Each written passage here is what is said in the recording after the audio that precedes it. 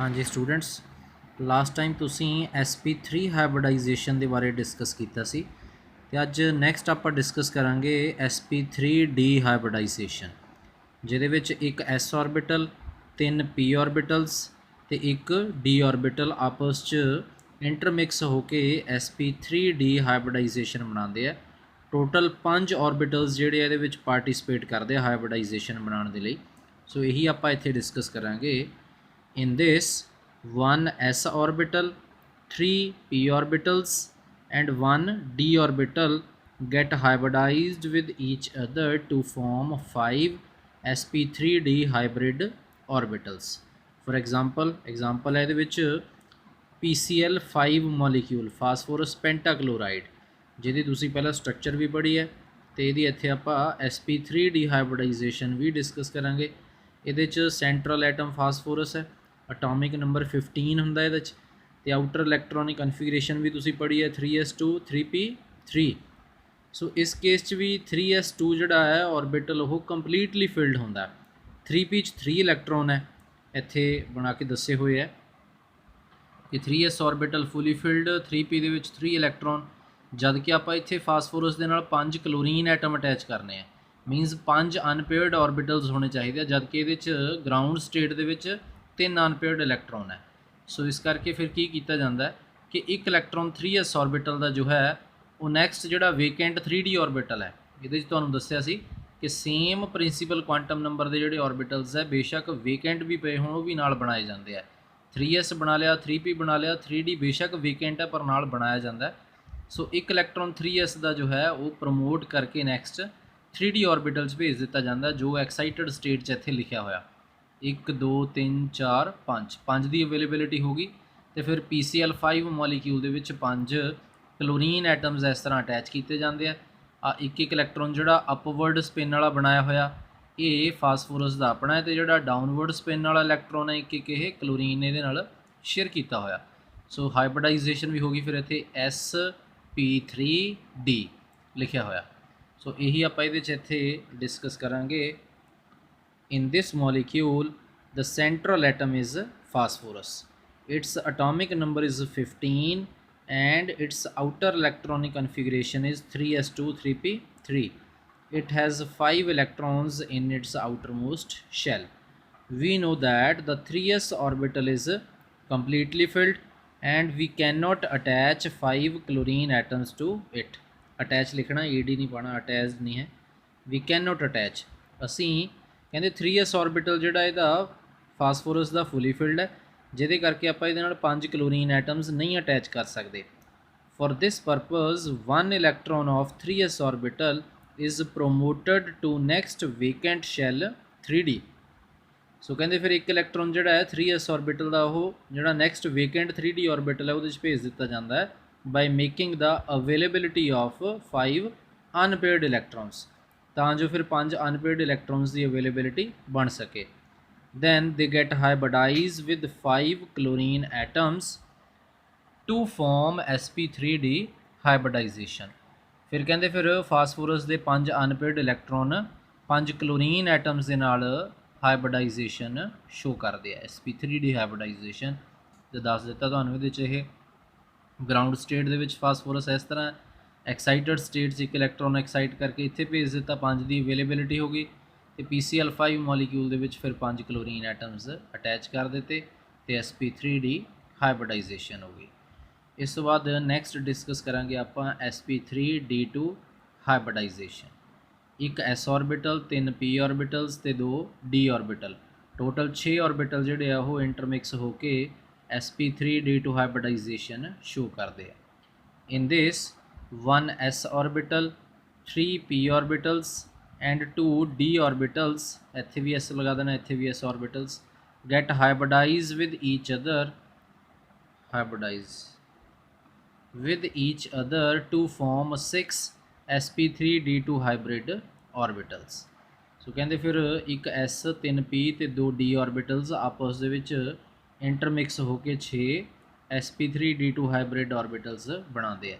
ਤੇ ਇਹਦੇ 'ਚ ਐਗਜ਼ਾਮਪਲ ਡਿਸਕਸ ਕਰਾਂਗੇ ਆਪਾਂ sf6 ਮੋਲੀਕਿਊਲ ਸਲਫਰ ਹੈਕਸਾਫਲੋਰਾਈਡ, ਜਿਹਦੀ ਤੁਸੀਂ ਸ਼ੇਪ ਵੀ ਡਿਸਕਸ ਕੀਤੀ ਸੀ, ਆਕਟਾਹੈਡਰਲ ਸ਼ੇਪ। ਇਹਦੇ 'ਚ ਸੈਂਟਰਲ ਐਟਮ ਸਲਫਰ ਹੈ, ਅਟੋਮਿਕ ਨੰਬਰ 16 ਤੇ ਆਊਟਰ ਇਲੈਕਟ੍ਰੋਨਿਕ ਕਨਫੀਗਰੇਸ਼ਨ ਹੈ 3s2 3p4। ਇਹਦੇ 'ਚ ਵੀ ਉਸੇ ਤਰ੍ਹਾਂ ਹੀ 3s ऑर्बिटल ਫੁੱਲੀ ਫਿਲਡ ਹੈ ਇੱਥੇ ਦੱਸਿਆ ਹੋਇਆ, ਤੇ 3p ऑर्बिटल 'ਚ ਵੀ ਇੱਕ ਜੋ ऑर्बिटल ਹੈ ਉਹ ਪੇਅਰਡ ਹੁੰਦਾ ਹੈ। ਸੋ ਸਿਰਫ 2 ਅਨਪੇਅਰਡ ਇਲੈਕਟ੍ਰੋਨਸ ਪ੍ਰੈਜ਼ੈਂਟ ਹੈ ਇੱਥੇ, 2 ऑर्बिटल्स ਦੇ ਵਿੱਚ ਸਿੰਗਲੀ ਫਿਲਡ ਇਲੈਕਟ੍ਰੋਨ ਹੈ, ਜਦ ਕਿ ਆਪਾਂ ਸਲਫਰ ਦੇ ਨਾਲ ਇੱਥੇ 6 ਫਲੋਰੀਨ ਅਟੈਚ ਕਰਨੇ ਆ। ਤਾਂ ਫਿਰ ਇਸ ਪਰਪਸ ਦੇ ਲਈ ਕੀ ਕੀਤਾ ਜਾਂਦਾ, ਇੱਕ ਇਲੈਕਟ੍ਰੋਨ 3s ऑर्बिटल ਦੇ ਵਿੱਚੋਂ ਤੇ ਇੱਕ ਇਲੈਕਟ੍ਰੋਨ 3p ऑर्बिटल ਦੇ ਵਿੱਚੋਂ ਇਹਨਾਂ 2 ਇਲੈਕਟ੍ਰੋਨਸ ਨੂੰ ਐਕਸਾਈਟ ਕਰਕੇ ਨੈਕਸਟ ਵੇਕੈਂਟ 3d ऑर्बिटल ਦੇ ਵਿੱਚ ਭੇਜਿਆ ਜਾਂਦਾ ਹੈ। ਹੁਣ ਇੱਥੇ ਵੀ ਇੱਕ ਇਲੈਕਟ੍ਰੋਨ ਆ ਜਾਣਾ, ਇੱਥੇ ਵੀ ਇੱਕ ਇਲੈਕਟ੍ਰੋਨ, ਤਾਂ ਦੇਖੋ ਫਿਰ ਟੋਟਲ ਕਿੰਨੇ ਅਨਪੇਅਰਡ ऑर्बिटल्स ਹੋ ਗਏ, 1 2 3 4 5 6।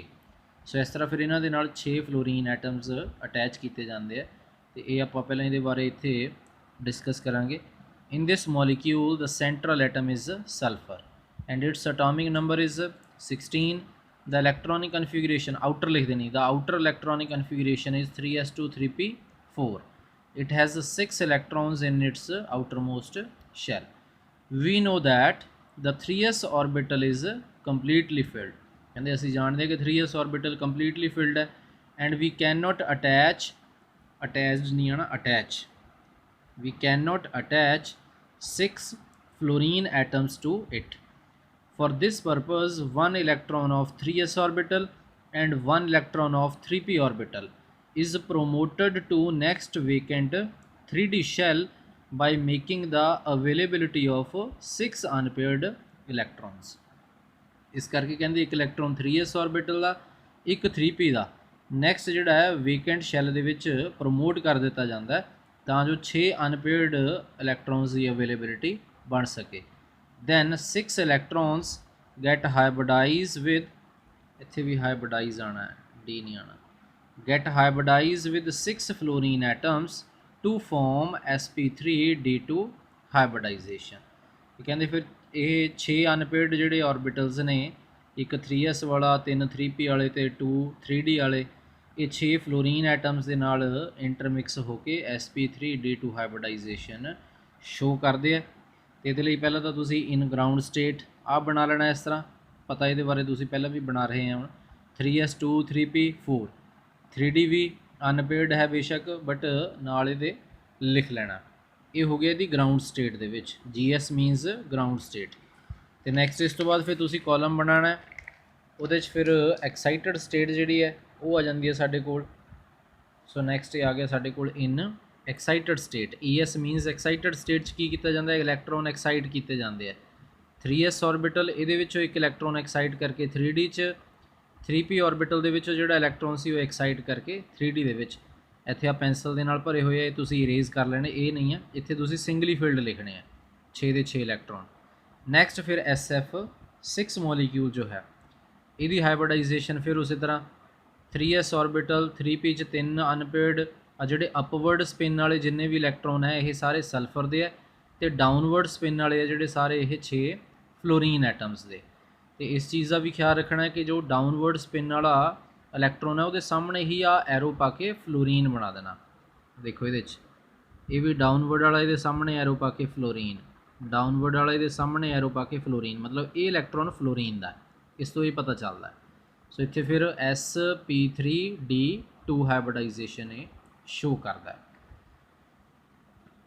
ਨੈਕਸਟ ਇਸ ਤੋਂ ਬਾਅਦ ਡਿਸਕਸ ਕਰਾਂਗੇ sp3d3 ਹਾਈਬ੍ਰਿਡਾਈਜੇਸ਼ਨ, ਜਿਹਦੇ 'ਚ ਇੱਕ s ऑर्बिटल, 3 p ऑर्बिटल्स ਤੇ 3 d ऑर्बिटल्स ਆਪਸ 'ਚ ਇੰਟਰਮਿਕਸ ਹੋ ਕੇ sp3d3 ਹਾਈਬ੍ਰਿਡਾਈਜੇਸ਼ਨ ਬਣਾਉਂਦੇ ਆ।